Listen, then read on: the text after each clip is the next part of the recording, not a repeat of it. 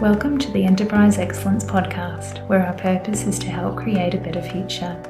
Learn from our world's experts how to improve your organisation sustainably. Learn how to achieve and sustain an excellence journey for yourself, others, and the planet. I'm your host, Brad Jennings, coming to you from Brisbane, Australia.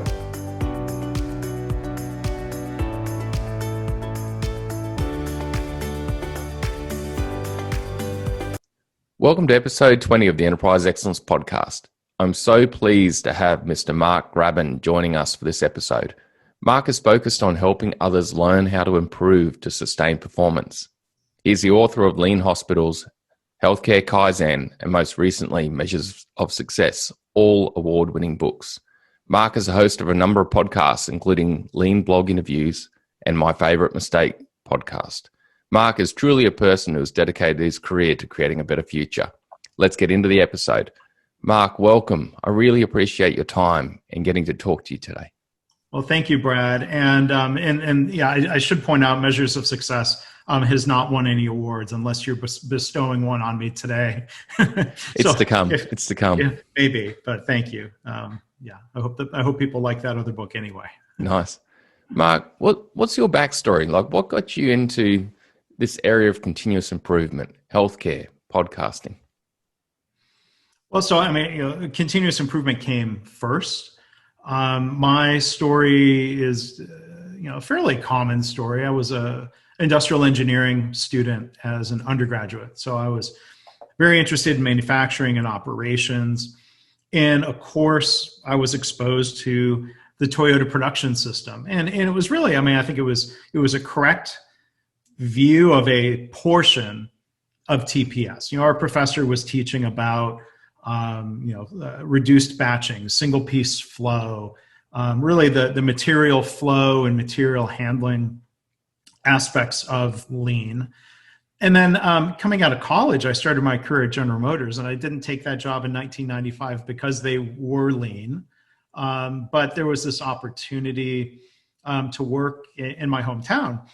And so my 2 years at General Motors really solidified my passion around continuous improvement, because in that first year, it was decidedly not a lean culture. The leaders were very traditional General Motors leaders. Our productivity was terrible. Our quality was terrible. Morale was terrible. But then after about a year, we got a new plant manager who was one of the original GM people who learned from Toyota at NUMMI in California. Well, what a breath of fresh air he was. I saw firsthand that a different leadership style and working to change the culture and engage people differently meant more than the technical methods of Lean, which we used. But, he was a very inspirational leader. I had a chance, even though we were making really good progress there and it was starting to become fun, I had a chance to go to graduate school at MIT, where we studied Lean formally. But that passion really took root as I moved on through different manufacturing companies. And then I had the opportunity to work in healthcare in 2005 as a consultant to different organizations. I learned a lot of the challenges we faced in General Motors in 1995 were still there in healthcare 2005. Sadly, many of those challenges and opportunities are still there today. So I've now focused on healthcare longer than I was able to spend in manufacturing. I started podcasting, when you asked about that, back in 2006. I've been blogging a little bit, and I'll give credit to Norman Bodek if listeners know Norman. He's quite legendary in the Lean movement. Norman suggested, because we had been talking, and he said, you should do a radio show. And I translated that to mean podcast. And so almost 400 episodes later in the Lean Blog Interview series, I still love doing the podcasting. I still love trying to help, educate and inspire related to continuous improvement. It's a real credit to yourself, Mark, especially spreading the word and getting the knowledge out there, like in that regard. Mark, what led you into healthcare? Like, what made you choose to spend so much time in healthcare with continuous improvement and Lean? Yeah. So, I mean, there's a couple elements of that. One, when I was working for my last manufacturing company in Phoenix, Arizona, we had this local network of lean focused people and continuous improvement people at different companies in the area, manufacturing companies. Nobody was in the same market. Nobody was competing with each other. And so we would get together once a quarter and go to somebody's factory and walk and talk and compare notes.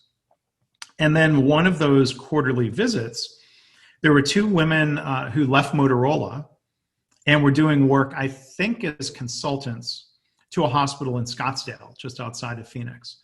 So that was probably going back late 2004. That was my eye opener. I would have never imagined that there were so many opportunities in healthcare to improve quality, to improve patient flow, to create better workplaces. And so that opened my eyes. I started reading a little bit about lean in healthcare just out of curiosity. I'm fortunate. I haven't spent much time in hospitals. I've been pretty healthy in my lifetime. But it was eye-opening to see, what was being described as the opportunity in healthcare. So, as things happen sometimes, I'll admit to having opportunities, present themselves. You could call that luck, or you could call it good fortune or good timing. In 2005, my wife was changing companies, which meant moving to Texas, which meant I was also on the job market. And I got a call from a recruiter at Johnson & Johnson who was hiring for a consulting group that worked with medical laboratories and hospitals. And I tell you, if not for my wife's career move and our relocation, I'd only been at my previous company for a year. I didn't love it there, but I wasn't quite ready to move on necessarily. I might have said no thank you to that opportunity. So, things worked out well. I thought this could be a temporary detour into healthcare. At the least, I'll learn a lot and maybe go back to my manufacturing career path. But as it turned out, healthcare has really been my main focus. For 15 years. I still enjoy when I get the opportunity to work with companies outside of healthcare, just for that variety and try to help people in different settings. It's certainly got a good purpose to it, doesn't it, Bud? Like any improvement you make in healthcare, boy, there is dramatic outcomes. Like you're talking, in the most wonderful case, saving a life that mightn't have been saved. But yeah, you mentioned some challenges, or you hinted at some challenges within healthcare that you've also seen in General Motors. What are those main barriers or challenges that you think healthcare face that stop them from achieving, a dramatic culture of continuous improvement and lean excellence? Yeah. So maybe, I'll touch first on some of the challenges and then barriers. The challenges, back when I was in manufacturing, we learned this mantra of SQDC, safety, quality, delivery, cost. There are huge opportunities, sadly, in all four areas within healthcare. Patient safety is a huge problem around the world, and it's a problem a lot of people, frankly, aren't aware of in the general public. Quality is related, the quality of care, errors and miscommunications and delays that occur.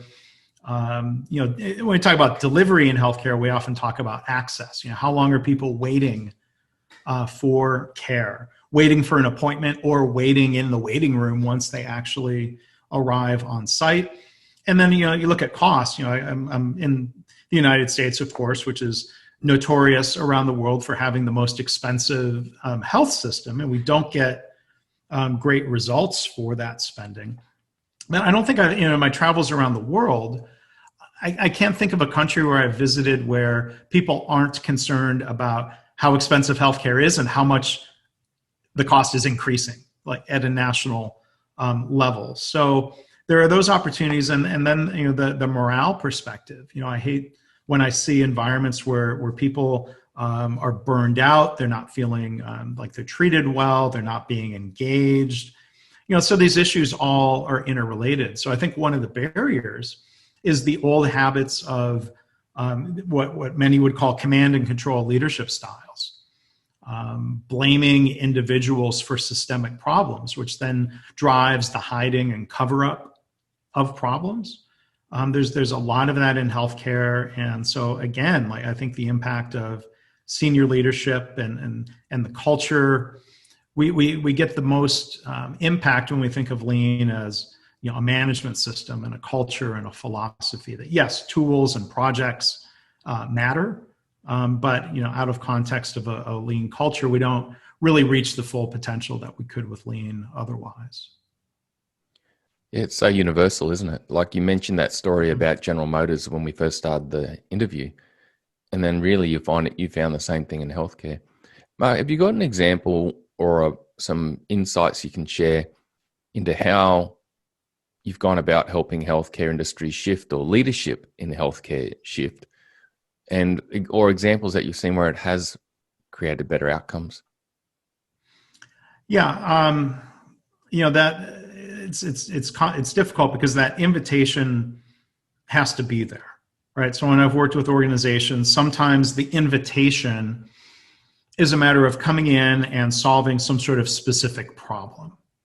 Let's reduce delays in the hospital laboratory, and those are worthy goals. In more recent years, I've had opportunities where that invitation includes, help us with the way we're managing on a daily basis. Help us with some of our cycles of annual strategic planning or strategy deployment. Help us change the culture. And so that's easier said than done, right? So leaders, I saw in General Motors and leaders in healthcare often have years, if not decades, of accumulated habits in terms of behavior.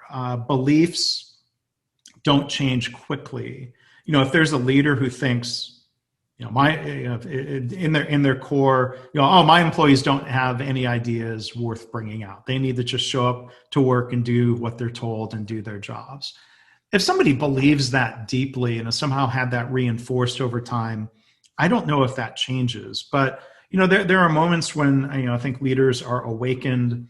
Sometimes it's by peers. They see leaders at other organizations who have changed their leadership style and they've changed the culture in the organization, and they've seen great results follow. It's this combination of like both the rational argument, look at the numbers, look at the results, look at the data, and then there's the more emotional reasons where leaders might feel burned out, or they might say, we're working so hard and we're not really moving the needle on any of our metrics. There's got to be a better way. And then, hopefully we get agreement on, what the better way is and what the countermeasures might be. But sometimes, it's difficult trying to get people to admit that there's a problem or a gap in performance, or that gap is closable. So people might say, well, this is just the way healthcare is. These problems aren't solvable. It's sad, but patients, they'll say it's just bound to happen that patients are going to get infections in the hospital, except we can point to a lot of cases where infections have been almost completely eliminated. So, sometimes leaders, there's a chance moment where somebody on their board or somebody in their community helps open their eyes to a different leadership style and a different way of delivering healthcare. Well, Mark, so it really sounds to me like it's trying to create or have a leader have a moment of insight and discovery that they really embrace and take hold of themselves. Like that is required to truly start to shift behavior. That's a good way of saying it. So how do we create those moments where somebody discovers that there's a better way, as opposed to just hearing about a better way? I mean, it's human nature, I think, when somebody's trying to tell us we should change, we naturally push back a little bit and say, well, we don't have to. I don't have to change. The problem is somewhere else. You mentioned my most recent book, Measures of Success. We look at some of the methods that I teach there related to performance metrics. When I have the opportunity to teach workshops, and I'm trying to figure out how this evolves now in a virtual era, using experiential learning, like the red bead game that was made famous by Edwards Demming. There's no substitute for, simulations or experiences and safe environments where people can start to reflect on their management practices, and have those management practices really been effective or not. And then that might open people's thinking to explore the idea of trying a different approach. Well, so maybe I do know of that red bead game. That was famous from Demming. Yeah, it's one thing to read about it, but it's more impactful to actually participate, right? Yeah, I'd love to one day. That'd be amazing. So, Mark, what you're saying is potentially by people getting involved in a simulated external event in a safe environment, and they're experiencing the same outcomes that we're talking about, where I guess from the red bead game, it's really getting across that point that the person is not necessarily the problem. There's deeper things to it than the person, and to look more broadly at the system and the culture. That's really powerful. So you're doing a lot of thought right now on, okay, these events that I can run and these simulations I can develop to help leaders have those aha moments. Yeah, I mean, there's a simulation or variations of a simulation I've used to help demonstrate the Kaizen approach to continuous improvement. Either making, ice cream sundaes, which is fun in a conference setting sometimes, and doing that in a very batchy way as opposed to setting up single piece flow, or even sometimes just putting together envelopes and mailers, just to have some process that people can practice Kaizen principles on. I've been working with one client of mine where we're trying to figure out how to do a similar simulation in a virtual space using a tool like Miro. Virtual ice cream sundaes may just make people hungry. But maybe people can play that simulation online and then go find a way to get ice cream in a socially distanced, safe way. So trying to experiment, and a lot of my colleagues and friends are comparing notes on how do we get some of those learnings across in a virtual way instead of being together in person. Yeah, it's great. Mark, for a leader who's in a hospital listening to this podcast, what advice would you give them as a starting point if they are wanting to shift change and get better results? So, I mean, that's a great question. A couple of things come to mind. One is, I think, the importance of leading by example in the learning and in the practice of new behaviors. I believe very strongly that executives can't delegate culture change, that people tend to follow and model the behaviors they see from their leaders. So, that includes, admitting and acknowledging what we don't know, and that we should always be learners to learn how to get better at solving problems in an experimental way, right? So instead of just preaching, what many would call PDCA, or I prefer the language of plan, do, study, adjust, or PDSA, as a lot of people would say in healthcare, you've got to model that behavior firsthand. So I think, the leader can try to help influence the culture, but then I think there are also a lot of important lessons about not spreading your efforts too thin or too broadly. Are we really going to transform an entire organization in a short period of time? Probably not. But, I think there's a lot to be said, and I've seen in my own experience and from others, of starting somewhere. Going deeply within a value stream, if you will. You might start a little bit smaller within a department, but I think in healthcare you quickly learn many problems are systemic and interconnected, and no one department alone can solve things. So you start identifying those value stream opportunities and start building collaboration across departmental lines. Is I think an important first step. And I think when you start small with leadership support around behaviors and culture change, you can demonstrate the impact of lean. So instead of talking about it in theory, when you start somewhere and demonstrate, here's the impact that lean has had on safety, quality, delivery, cost, and morale, then that creates pull to spread more of that through the organization. So sometimes executives push, you might say, but maybe more accurately, they go out and work with leaders who report to them and create pull and enthusiasm for lean and for everything that comes with it.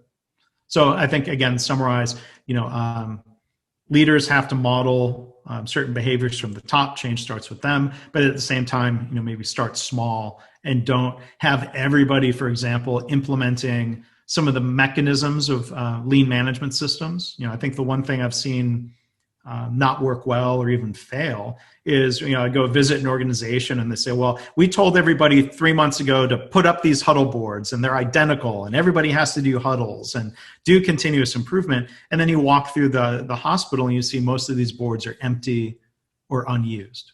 So you can step back and people might say, unfortunately, we tried lean and it failed. I think it's more accurate to say maybe the approach we took to practicing lean had some struggles, and let's learn from that and keep moving instead of giving up. Yeah, that constant learning is a really important point that you make. I had Jeff Leiker on the show earlier on, and he really highlighted that, talking about the Toyota Carter a fair bit. Yeah. And that helps build some of those those habits of, I think trying to shift, and this is where culture change is hard. A lot of times executives have been promoted based on what they know with certainty, and to try to shift from knowing things to figuring things out, requires some vulnerability and, creates the risk that in the course of figuring things out, we learn we believe something to be true and it's not really true. And those are some of those behaviors and habits that I think really have to be demonstrated by executives. Mark, you mentioned then about, leaders are often put into the position because they're the expert, and then they can believe, look, my job is to be the expert and tell everyone what to do. Mm-hmm. And I understand that can become a risk when it comes to rolling out lean or something, because they want to push it on the organization. You mentioned earlier in the conversation, a leader needs to create pull for continuous improvement, where people are pulling the direction into play and pulling the journey to make it happen. Do you mind explaining that, this pull-based journey versus push-based? Yeah, I think it comes down to leadership styles of influence instead of authority. I think back to somebody I really admire. He's an American who's a retired Toyota executive, who, like me, he started his career in traditional Detroit automakers. Gary Convis, I think he worked for both Ford and General Motors. But then he came into Toyota and, learned these different behaviors. And one of the things he would teach is lead as if you have no authority, which I think, that's a slower approach, but I think it's more effective, right? So again, a CEO can send out a memo, issue a mandate that says, all right, in 2 weeks, you're all going to put up these boards on your wall and you're going to start doing daily huddles. And then staff come to these huddles and they might ask, why are we doing these huddles? And the leader says, oh, because the CEO told us to. That's the wrong answer. Or there are 100 answers that are better than the CEO told us to. So, I think, we go from, leader as boss to, a leader as a teacher, a leader who, challenges others or tries to inspire people, right? So I think one other, he's a legend, really admire and appreciate what I've tried to learn from him, Paul O'Neill, who passed away earlier this year. He was CEO of Alcoa. He got very involved in healthcare, trying to help influence organizations and leaders. And, Paul O'Neill, when you're talking about, sort of trying to create pull, that's an active pursuit. So I think, there's a time and a place for a leader, as Paul O'Neill did, to set very inspiring aspirational goals, like zero harm. That doesn't mean he had all the answers about how to achieve zero harm. And he wasn't going to blame or punish people anytime harm was reported. What he would probably get more upset about is when, if harm occurred and it was just excuses were made, and it wasn't taken as a learning opportunity to then prevent that harm from ever occurring anywhere again. So, I think leaders need to not just set demanding goals, but support their leaders and coach them So again, it shifts from, leader as all-knowing person with all the answers who can't ever be incorrect, to a leader who is, inspirational and supportive, saying, we'll figure this out together. And, I think that's a message I think very compelling in healthcare. Instead of saying, let's reduce patient harm by 2% next year. That's not very inspiring. But trying to say, okay, we are really aiming for zero harm. We know we won't get there overnight, but we all need to rally around that correct goal for the correct reasons and work together to try to get there. So here, help me. Did I answer the question, or did I just talk a bunch? No, it was brilliant. It was brilliant. And Mark, I really get from that last statement, what you're saying is more talk to the heart more and talk as we're a team on that journey. Right. Yeah. And I think, and some of my Toyota mentors have emphasized, again, like the head and the heart. Look at people. I mean, even engineers who are very analytical, we're all emotional at our core. I think this is, part of human nature, and we shouldn't deny that emotion, whether that's, frustration. I think, lean leaders don't tell people, you shouldn't be frustrated, or, you can't just tell people don't get burned out. Well, we've got to try to prevent that frustration, and we've got to prevent that burnout. And try to help people recover from that in a collaborative way. It's amazing how much research is coming out at the moment on this topic too, Mark, isn't it? Like I love Brené Brown and people like that who are bringing more insight into the need for vulnerability, the need for showing empathy. Well, I guess empathy goes right back to Covey and way back. Yeah, Stephen Covey and understanding others. And I think working in healthcare, it's hard to say how much of this is working in healthcare, and maybe this is some of me maturing as a person. But having a better appreciation for, the emotion and empathy and feelings, and we shouldn't deny people's feelings in a workplace. We need to respect what people are saying, and not deny whether they're complaining about a safety risk or whether they're complaining about discrimination that they might be facing in their organization. Instead of denying that or telling people don't get upset, we've got to get to the core of the issue. And there are positive sides of where we can tap into emotion of the good feelings that come from people participating in continuous improvement and reinforcing through, celebrations and positive feedback, and kind of building, positive momentum instead of, I think of that cycle I experienced at General Motors where people hated coming to work, then they experienced bad things, which only made them hate coming to work even more. We can flip those cycles. Yeah, flip it from the negative to the positive energy. Yeah.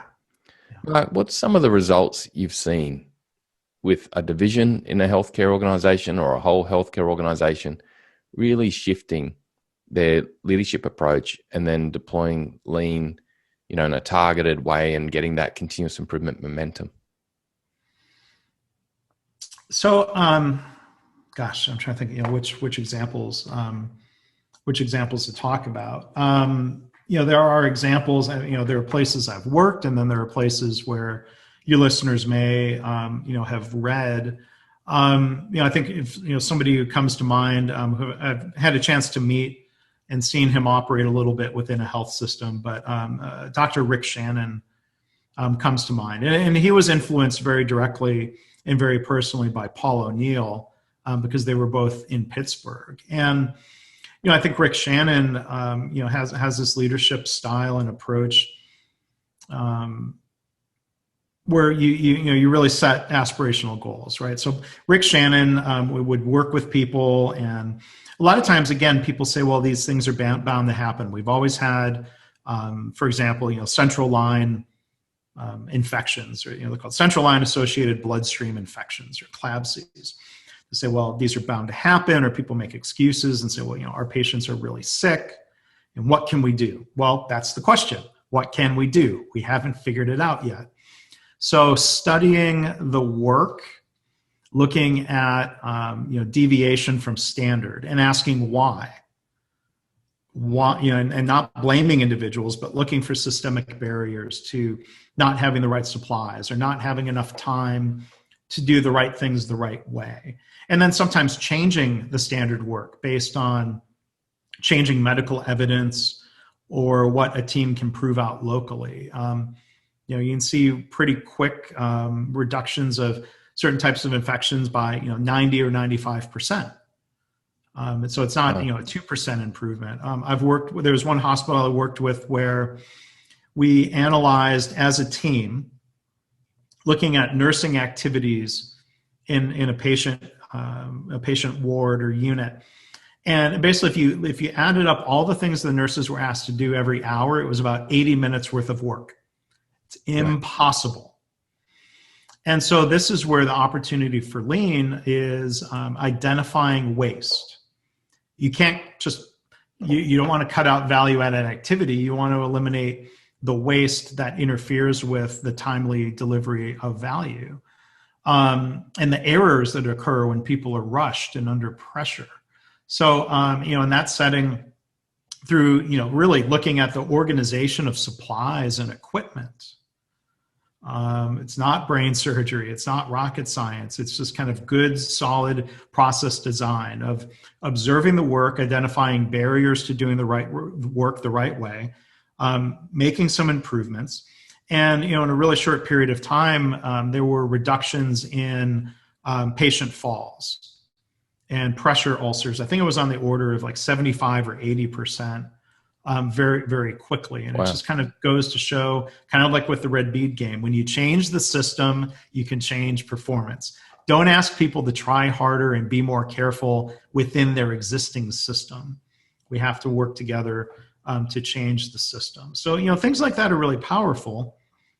And when things like that get published in case studies, or better yet, journal articles that are peer reviewed and validated, you can step back and say, well, then, why do these practices not spread everywhere more quickly? There's a lot of interesting medical history, just kind of a last note on this. When antiseptic practices were first discovered, and when germ theory was not well understood or well accepted, the idea of hand washing and proper hygiene before surgery, that idea spread very slowly around the world. At the same time, there was another medical clinical invention called anesthesia. That spread in the late 19th century without modern communication technology. That idea spread very quickly around the world, and it said, well, anesthesia had benefit to the patient and to the surgeon, because it's much easier to operate on a patient who's unconscious and not feeling pain than it would be to hold a patient down, right? But antisepsis didn't have such a clear immediate benefit to the physicians. And again, I don't blame physicians for that, but I think it comes back to the idea of we've got to tap into the benefits to people. Don't just tell them, you need to go do these lean things. We need to emphasize the reasons why. The benefits to the patients to themselves as caregivers, the benefits to the organization. Yeah, wow. So it's really finding that, getting them involved, and also understanding that what's in it for them and helping them discover that rather than being forced on them. Right. And I would start that conversation, and this is where I think classic lean problem solving comes to mind. Let's not go throw a solution or a countermeasure at people. Let's not start the conversation there. Let's start the conversation talking about the current condition, the performance gap between where we are and the ideal condition. Let's talk about why that level of performance or lack thereof is important. And then let's understand the current state and the causes, right? So we build support along the way. Like when I hear people talking about, we need to gain buy-in to our solution, I'm like, that's way too late to start getting buy-in. You've really got to help work people through the entire problem-solving process. Mark, does this come back to the discussion earlier today that we've had around working pilot area to pilot area or zone to zone, so that no one's ever getting anything pushed on them. They're getting engaged in developing their own approach each time.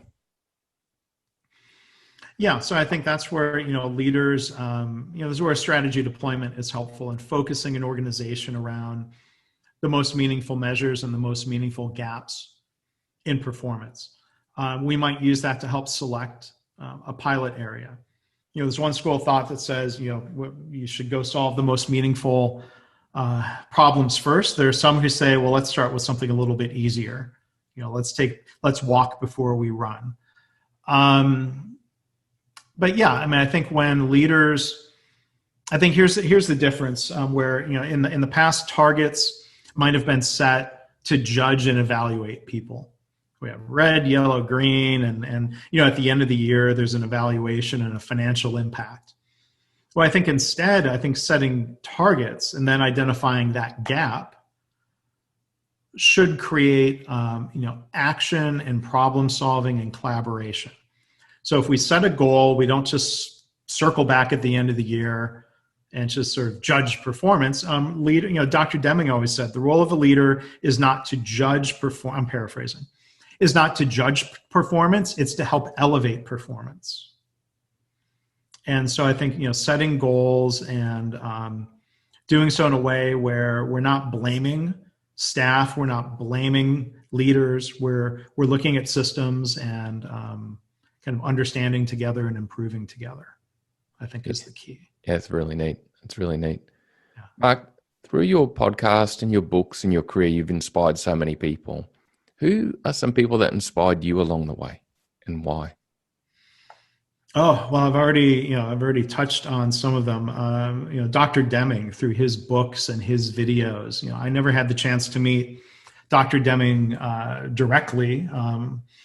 Through my podcast, I've had the opportunity to interview many people who did know him and work with him directly, which I've found to be a great opportunity to learn and continue to be inspired. My plant manager at General Motors, Larry Spiegel, was a great example and a great inspirational leader. Paul O'Neill, again, comes to mind for his track record at Alcoa of emphasizing employee safety as a non-negotiable priority for the organization, or it's really a precondition for any other work. He's really inspiring. I think others I've run across in healthcare who have helped drive culture change in their organization as CEOs. John Toussaint, Gary Kaplan from Virginia Mason Medical Center, Eric Dixon, who's CEO at a health system called UMass Memorial Health in Massachusetts. Eric has done so much to build a culture of continuous improvement. And during the pandemic, he very publicly said, even though they had, in our American system, a 40% reduction in revenue, many healthcare organizations would say, well, therefore we have no choice but to furlough or lay off people. It is a choice. And Eric Dixon, to his credit, and I really admire, convinced his board that the right long-term decision was no furloughs, no layoffs, to invest in training, have people building PPE that was necessary, working on quality and process improvement efforts. And, I've talked to people at other organizations who said that their organizations are coming out of the pandemic stronger than they had beforehand. And some of the other people I've learned from, Pascal Dennis and others who are former Toyota people from Canada, would emphasize, you can't cut your way to greatness. And lessons like that are invaluable. And those are some of the people. Gosh, I hate to think who I've left off that list. But those are some of the first people who come to mind who I've really learned a lot from and I really admire. Again, Norman Bodak, who inspired doing that first podcast. I've learned so much from Norman about Kaizen. I really owe him a lot as well. Yeah, it's amazing. And I guess over 400 episodes in your podcast, there would have been some amazing people. Yeah, wow. Mark, what's the focus now for you for the future? What are you focused on now? Well, so during the pandemic, I've been doing what I can to support organizations remotely. I work independently with some clients, and then there are times I work as a subcontractor partner with a firm called Value Capture, which was founded by Paul O'Neill and others, because there's a very strong alignment there around this passion around safety and leadership and what Paul O'Neill called habitual excellence, building those habits in an organization. I have ramped up, some of the work that I do in different ways with a software company called Kaizen, which is a web-based platform for managing improvement work and documenting that and tabulating that within an organization. So I do webinars and different kinds of marketing work with them. And then I've also launched a new podcast series. I'm on episode 5 as we sit and do this recording. It's called My Favorite Mistake. And it's a podcast. It's not focused on lean per se, but the theme is learning from mistakes and how that influence us as individuals and organizations. So that kind of opens up opportunities to interview a broader range of people. I got to interview a U.S. congressman, a former Air Force fighter pilot, and commercial pilot then afterwards. I've gotten to interview a master distiller from a whiskey producer in Texas, and a whole range of different people from different walks of life, all on that theme of what's their favorite mistake. So I'm not traveling as much, and my business has been impacted, unfortunately, from the pandemic and financial circumstances here. But I'm keeping busy, trying to help make a difference in different ways. Yeah, you really are. I love that aspect of learning from mistakes and doing it with a positive, because you definitely do learn from mistakes. Like, I reflect on my life. I think I've learned more from some of my mistakes than I've learned from anything else. Yeah. And sometimes it takes years to really fully recognize that something we viewed as a mistake either wasn't a mistake, or if we've learned from it, it turned out to be beneficial. And that's the key, right? Whether it's lean problem solving or, on these themes of my favorite mistake, not repeating the same mistakes over and over again. Because we're all human. We all make mistakes. We make a decision that at the time we think is a good decision. Maybe we quickly learned it was not a good decision. And then we can learn to see, what are our blind spots, or what were some of the things that we could do to make better decisions, or not put ourselves in circumstances where mistakes happen. Yeah, too true. Mark, how can people reach out to you and get in touch with you on any of these podcasts or the consulting work and support work you do? Yeah, so my website where people can find links to all of this is markgraban.com. I can be found pretty easily on LinkedIn, which is, I think, the main professional social network that matters these days. And my blog is leanblog.org. But again, I would suggest if people go to markgraban.com, you'll find links and ways to kind of explore the different things I do. Yeah, that's great. One final question, Mark. What have you learned recently that you didn't know before? What's been a recent insight for you? So you talk about making mistakes. A recent insight, and I knew this, but it's being reinforced, and I'm less likely to make this mistake in the future. So when we talk about the power of let's say, checklists or standard work, you can document what your process is, and you can run that process successfully many, many, many, many times. And then it's when you stop using the checklist because you think you know how to do something error-free is when the mistakes and the oversights start creeping in. So, thankfully, the mistakes I make are not life and death. I organize a webinar series for Kaizen, and one of the things on that checklist is to go and confirm that the automated follow-up email that goes out to people has the correct link for here's where you can click to get the slides and get the recording. And for one of those webinars, I did not go and confirm and double check. And then that next day, I start getting the emails. You said you were going to send out a link. I don't see a link in the email. And that was a completely preventable mistake. It was completely my fault. I can't think of any extenuating circumstances or time pressure where I could point to and think of why I made the mistake other than I didn't follow my process. And it's humbling to admit making a mistake like that in my own work, but I've learned from it, and it has renewed my discipline about standard work and checklists.